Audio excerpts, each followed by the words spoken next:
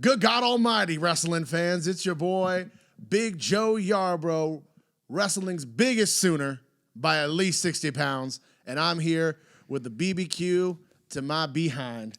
Dylan Pack. And today we are back bringing you the Wednesday Night Wars. I don't even know what week it is, but we've got NXT going head-to-head against AEW in their weekly television shows. We're going to break down each card match by match, compare them to each other, and at the end of the show, give you our winner.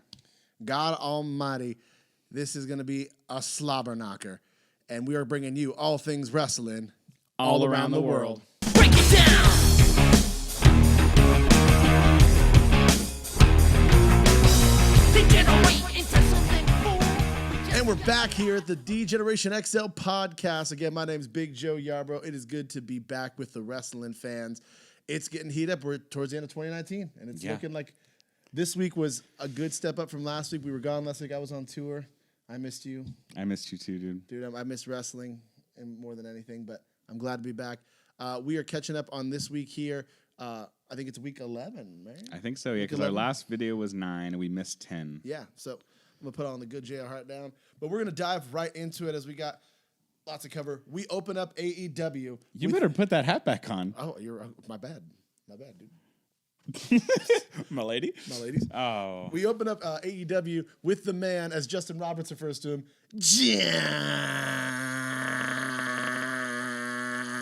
I went a little Juice World there. Moxley. Rest in peace, my guy. That man, He might not be dead. who knows? He said he faked his death. But anyway, Yeah. we're here with John Moxley versus Alex Reynolds of the Beaver Brothers. And with John Silver in his corner, Moxley comes out to a huge pop. Moxley comes out and beats Homie in 26 seconds. I'm down. I mean, I usually don't like squash matches, but anything John Moxley does is gold. So Yep, waiting for him to cut a promo. And instead, we get a fire promo from the Inner Circle's leader, Le Champion, Chris Jericho. Jericho really brought it, dude. Again. yeah, again, Jericho's fire. I mean, we say it every week. Jericho's the best thing that they've got. He's one of the greatest wrestlers of all time. He's one of the greatest talkers of all time. Yep, he breaks the fourth wall. He says, Every day. yeah, but he breaks it, tells everyone to shut up. They start chanting. The crowd in Dallas was phenomenal.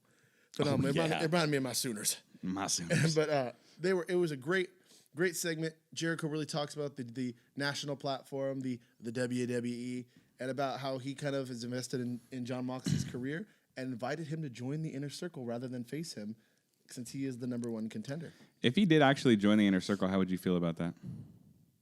It would be crazy. It would be like the fact that they could do that. I think it's one thing. He can go by himself. He can start his own factions.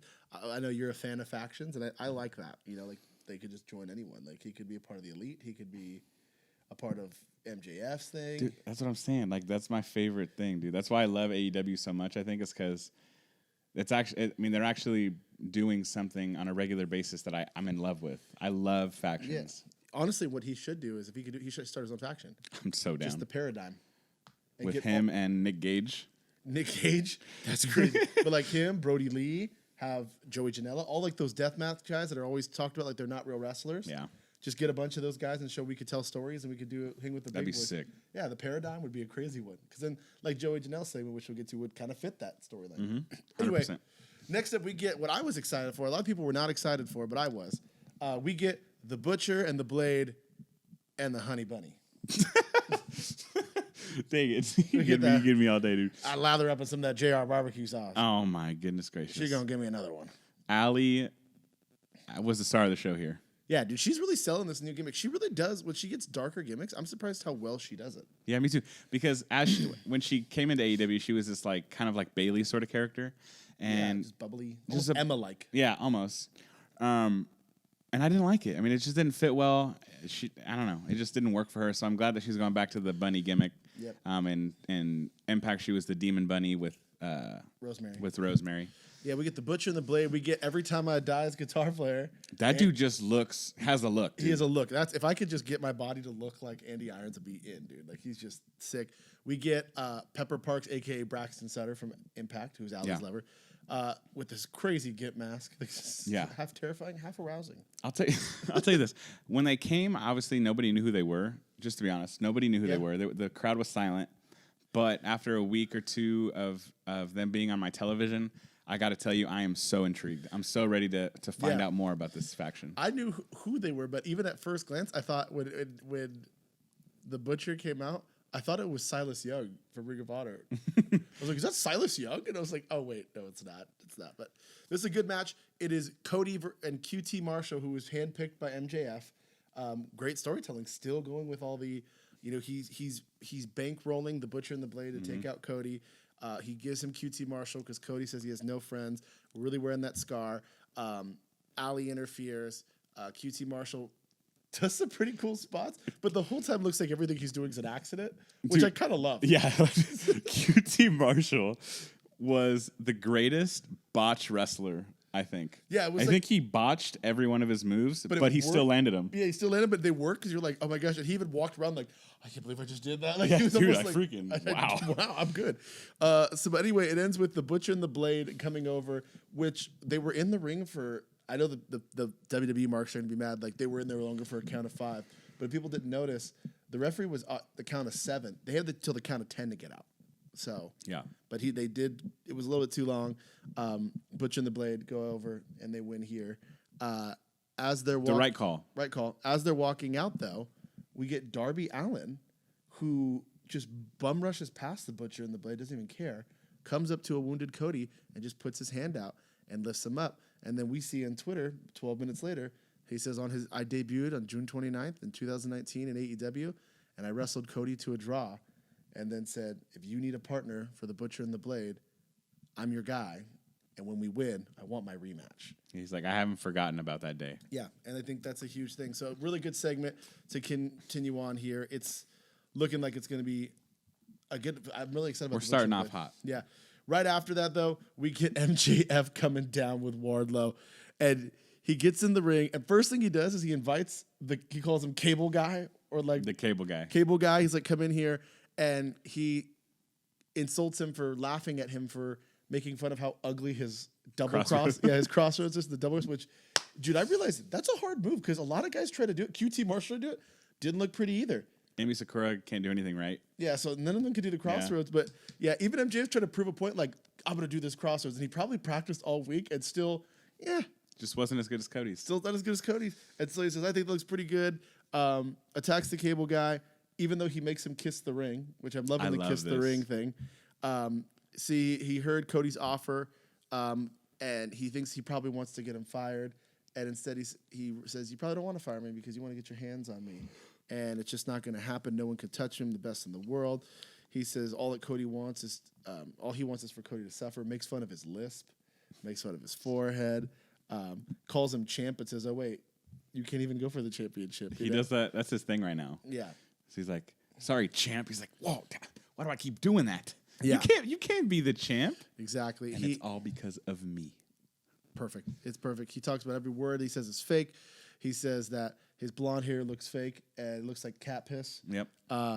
He then makes fun of his list. Like we said, he says Tony Khan would probably try to fire him, but he realizes again that Cody's smarter, that he knows he's the future. He says that they're going to have a match, but he'll give him the stipulations in Jacksonville on January 1. And Cody needs to remember that he may be a executive, but MJF's in control because he's better than him, and he knows it. It was great. It was really great. MJF is the best heel in wrestling. Fight me if you think otherwise. Yeah, absolutely. But then we get Big Swole versus the 2009 Women of the year. Women's Wrestler of the Year, as Excalibur spoke, or Noah Wrestler of the Year. And then we looked up who was the actual PWI Wrestler of the Year in 2009, and it was Mickie James. And Emi Sakura wasn't even in the top 5. Whoever voted Emi Sakura was somebody who was blind watching wrestling. No, like we got in the comments or something. If you can show us videos of Emi Sakura, maybe we're just seeing her in the decline, but in her prime or whatever. No, we're seeing her at rock bottom. So before she hit rock bottom, Before the decline, I would love she'll it be the prime. because the commentators keep trying to put her over as this legend, this veteran. Like I'm trying to figure out this. She can't even kick out correctly. Like No, what? she struggles with the kick out. She is not a prime rib. She's burnt ends, and I wouldn't even slather my barbecue sauce on that. But she goes up against Big Swole with Hikaru Shida watching from ringside, doing her best Britt Baker. But But yeah, they go at it, and Sakura does like a really cool surfboard like segment thing, but ultimately she does. I hate the mic stand. The mic stand. I hate the stupid mustache. That's all a dumb gimmick. It's all dumb, but Big Swole actually goes out the winner here, which is nice. Big Swole, I think, is going to be a great addition to AEW. As you saw on Dark, if you didn't watch, we saw Kenny Omega actually offer Big Swole a contract after her or after her debut or whatever it was. And what a heartfelt moment. She goes kind of into her background about how she has Crohn's disease and how she, to this day fights the disease. They had to take 2 feet of her intestines out, yada, yada, yada. And now she is a full-time AEW roster member. That's awesome. She deserves it. The more good women's wrestlers AEW can get, the better, because that's their lacking division for sure. Awesome. Yeah. Next up, after that, we get Pat backstage. And, man, with a fresh fake tan, comes up and cuts that fire promo saying that he came to AEW to make an impact, to make a difference. And he says if he doesn't get his rubber match with Kenny Omega and Adam Page, I think, too, he says he will not be held responsible for what happens at AEW and what he does. And I'm in for that. And I'm excited. I'm excited to see I hope he doesn't get his rubber match. I hope he doesn't. Yeah, bro, I'm like, dude, I want to see him just destroy people. That leads us to getting super bad Kip Sabian, who put on a show against Kenny Omega on Dark. JR made the mistake of calling her the bad girl. He goes, the bad girl, and Excalibur and Tony were like, no, it's super bad. It's super bad. Good. Make sure you put a super in front of it. And JR's like, oh, sorry. Thank you very much for that, I guess. That was so good. So, we get super bad Kip Sabian and the chairman, Sean Spears, without Tully Blanchard. Yeah, but you can see that Sean Spears was kind of waiting for Tully to come out, and he never showed up. Yeah, good foreshadowing. Yeah. Good foreshadowing. I was like, oh, maybe he's just Tully's lost. Yeah. He's just a little, It's a little dementia kicking in or something. But they go up against, which I thought was kind of an unfair teaming. Like Kip Sabian's on the up. Sean Spears, won 4 in a row. But then you get... I don't remember that. I don't either. And it's like, you get Adam Page and Kenny Omega. I'm like, oh, I wonder who's winning this one. It was one of those first times where I'm like, okay. But still, dude, did you it's a simple match, right? We have Tully Blanchard coming on and saying that Sean Spears is looking for a tag team partner. Obviously, Tully Blanchard and Arn Anderson, one of the greatest tag teams of all time. Yeah. Wanted Sean Spears to find himself a tag team partner that was worthy. So this is why the match was happening. And we also get amazing I don't know if you guys have to pay attention to the match. We get amazing storytelling from Kenny Omega and Adam Page. Yep. Because Adam Page decided he was going to take a hiatus from the Elite, and you could just tell they weren't working together. Yeah, and one of the cool things that we had pointed out, they all have these kind of little snippets above their name, like, it said for Sean Spears on a 4-match winning streak, a singles winning streak. But Adam Page just said, spent last Wednesday chugging a whole bottle of whiskey home alone. It was really sad. Yeah. And he kind of looked like it. Great, you're right. Great storytelling because he was making blind tags, and Kenny was like, "Okay, Dude, what are you doing?" Yeah, He kind of stole the win from Kenny. Had it won, Yep. and Adam Page tagged himself in to take the victory. So it's just kind of foreshadowing maybe a Kenny Omega versus Adam Page feud, which I'm in for. Yeah, I'm excited to see maybe him proving himself that he's not the bottom of the barrel. He's Yeah. He's better than the elite. He's beyond the elite. And we got my boy, dude. I was just talking about him. We got my boy Joey Janela kidnapping Tully Blanchard. In cosplay, actually. In full cosplay as Miley Cyrus. Yeah. And my boy came out and just like lights out. Everyone's like, what's going on? Janela up the ramp, has Tully Blanchard. Sean goes to save him. And blatantly, Joey Janela just elbows homie in the face. No DQ. Yeah. I was like, dude, I love it. I don't care. Like, at least I'm getting a finish, Yeah, that's true. Yeah, and they scuffle at the end, and it leaves, Kip Sabian there, which I honestly think doesn't make him look any more weak. It's like a 2-1. No, it doesn't. So it's like, yeah, I lost because I was left with my partner. Not like I just lost clean. That dude's going to be a good asset for AEW. Once he gets rolling in the future, that's going to be a good dude. Yeah, I think it was great. Then after this, we get a video of Brandy, and she's just most of it was just her ring attire. Just crotch Just in my face crotch. all day. Yeah, it was like, okay. And then she's like talking about, I know last week she had an audience member, a new wrestler that's planted, kind of doing like the straight edge society thing, shaved dome, kind of. I mean, I want more backstory, but I'm in. Yeah, so she's trying to build this kind of family. She had Awesome Kong. She has herself. She has this new disciple from the crowd. She's asked Chris Statlander, who's a phenomenal wrestler. Dude. Phenomenal. And apparently they stole her from NXT. Really? She was supposed to report to NXT for the Performance Center, and then they kind of hesitated on some of her paperwork. So like, we're gonna still see if she's like got it. And she got the gig to work a one-off at AEW, and she worked so well. They said, "Do you want the contract?" And she said, "Okay." Good on them because that chick can go. She can go really well. So Brandy is still saying she's offering Chris to do this, not unlike Jericho's offer to Moxley earlier, and has pledged. The fan that pledged last week, but then we see a bald-headed man, and he starts to turn his head, and she goes, "No, not yet." You rocked me with your prediction. And I was here. rocked because I saw his face a little bit, and the way his head is, I've noticed some of that head. I thought it was Vampiro, dude. and I am popping for Vampiro. I went to look. Is he like in a contract anywhere else? I don't, with AAA, maybe, but they're partners with AAA. That's true. Because he does announcing with Matt Stryker. But Vampiro is the man, and if you can bring Vampiro back again with Pentagon, I'm all in for all of that. So I'm hoping that it's going to be that. Dude, I would pop so hard if it was Vampiro. I love him. That would bring it around for me. I think I would be fully into this whole thing if Vampiro was a part of it. Because that dude on the mic is one of the best, even in Lucha Underground, And dude. he can still go. And he can still go. And not just go like, oh, I'm going to go and like wrestle a match. Like he death match. He would go out there with Mox and go, let's go. And put on a great And match. put on a fire. He'd go out there with Pentagon and tear the house down. Dude. If you give me a round 2 death match, Vampiro, Pentagon, it's over, dude. It's over. I love... Oh, he's the current director of talent for AAA. Wow. That's the part. He's still part of AAA. Exactly.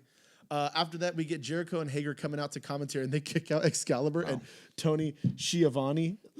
Schiavone. Oh, Schiavone is what Jericho Le Champion calls him. And they're commentating on the main event, which is the Spanish God who's coming to the ring, and he's taking on Luchasaurus. Okay. Have you So seen the his co-main record? event. Have you seen Sammy Guevara's record? He's not going to win. He hasn't won a match. He hasn't won a bit, but he's a Spanish He's a God. Spanish God. The Puerto Rican Spanish God. The young Eddie Guerrero. Oh, yeah. I Come remember. on. Yeah, that was He rough. hasn't won a single match. Yeah, no. So, yeah. Good match, though, between the both of them. Luchasaurus, 6'7". Luchasaurus. 6'7"? So Jericho makes that little jab at Jericho, or at Kevin Owens. Why can't wrestlers be 6'7"? It just makes it clear. He's 6'7". Yeah, Luchasaurus, 6'7". Big guy. But Luchasaurus gets the win here, dude. He slams Guevara with the extinction for the win. I love it. I love Luchasaurus. Luchasaurus.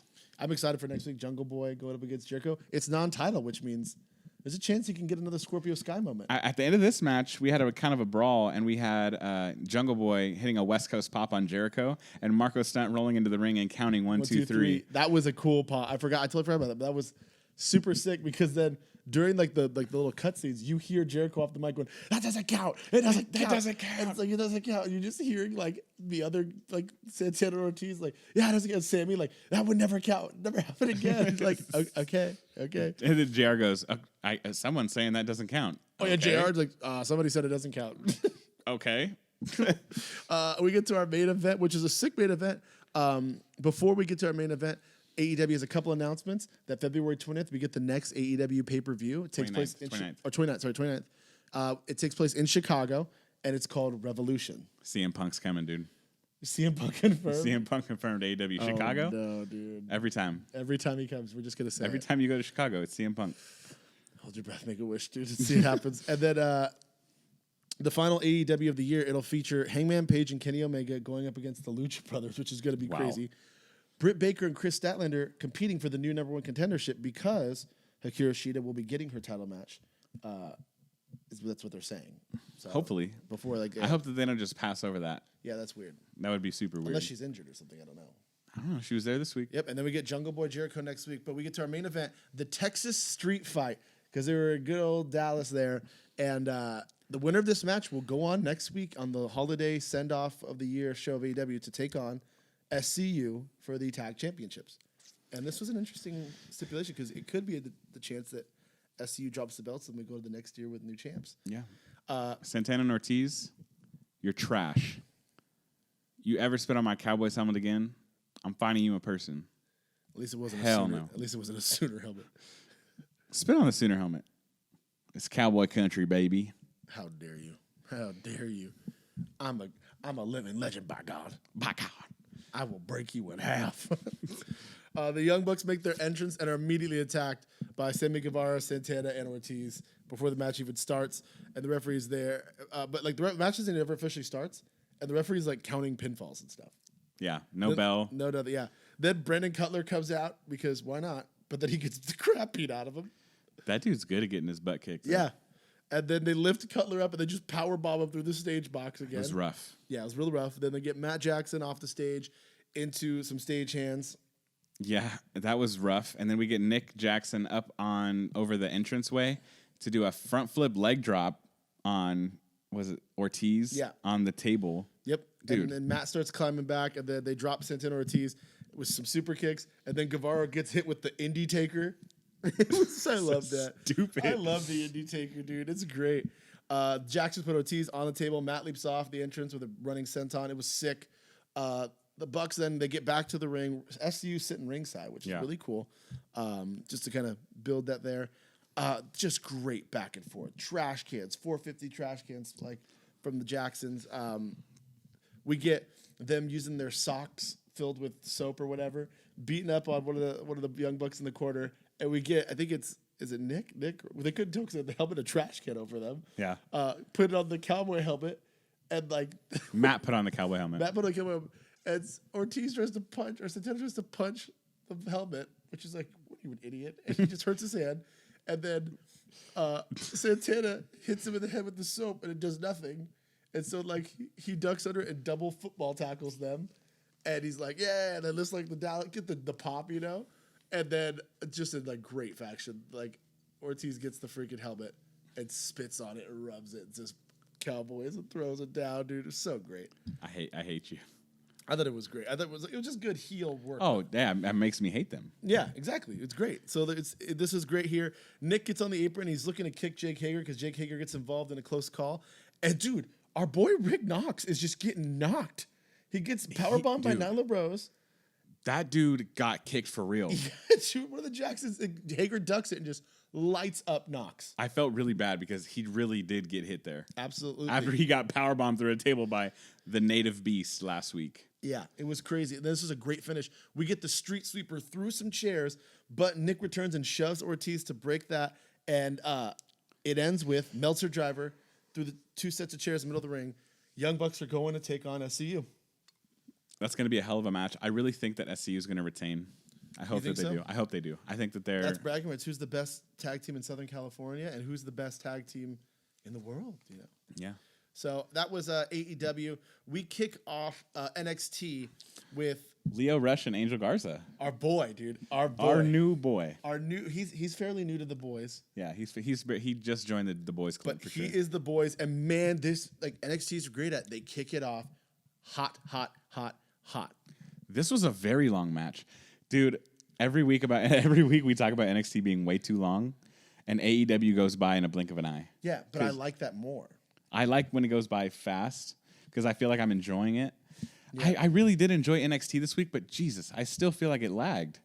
Yeah. But this first match, I feel like it was a 30-minute match, but it was such a great match. I enjoyed every minute of it. It was great. We get finally Angel Garza hits the clipped, The wing clipper. The wing clipper on Lio Rush, and he kicks out of it, and then keeps him in the wing clipper as a submission. It was sick. And he passes out. Well, he didn't pass out. He taps out. It was sick. And he wins. And then he proposes. That was sick. Dude, what a way to go out on top, dude. I love Angel Garza. So I'm in new NXT Cruiserweight Champion. So I was very stoked after that. We then get a video package of Shayna Baszler. We get a video package of Finn Balor. Then we get a video earlier where Angel, again, talks about his girlfriend and proposed to her. And then we get another slobber knocker of a 5-star match waiting to happen. Cameron Grimes and Raul Mendoza, dude. This is stupid. Yeah, they just Cameron Grimes is the worst character on NXT. Excuse me. There's the gimmick. There's the gimmick right there. Gimmick that was the whole thing. I have the gimmick. Yep. I've just been cursed with Cameron, Dylan. Nice to meet Mr. you. Grimes. Thank you. I prefer Grimes. Jesus. Call me Grimes. Call me Grimes. Yeah, Raul Mendoza and Cameron Grimes. This match is Lily here so they can build Kushida and Grimes. And Grimes loses because Kushida's there and they botch the ending. And they do the thing that we hate in WWE where if they miss the ending, let's just do it again. Let's just redo the same thing. Just Hold on, wait, just stay there. Let me run the ropes again. Just stay there. So Yep. stupid. Then we get Kushida puts on the hat, and that's a no-no, so it's on now. Yeah. Yep, and so then Turns into what was his name? What was Jimmy Chang or Jimmy Wang Yang. Jimmy Wang? He's actually a truck driver. Yeah, I know. That's crazy. I love it, dude. Then we get Travis Banks, the Kiwi Buzzsaw, taking on, I forgot one of those sons' names. Jackson Riker. I know. I forgot Oh, you forgot? already. Yeah, I forgot. me too. Travis Banks beats Jackson Riker with a slice of heaven, and that's what happened. Type next. Yeah. I feel like they just fill this up. and you're Why? like, Why are the Forgotten Sons losing? I don't know. I don't understand. Then we get our girl, dude, Dakota Kai coming back, rocking the glow haircut. I love it. I love don't it. care. She's doing great. And dude, it starts off fast. Mia Yep. Yim just drop kicking, Kai shotgun in the corner, chops.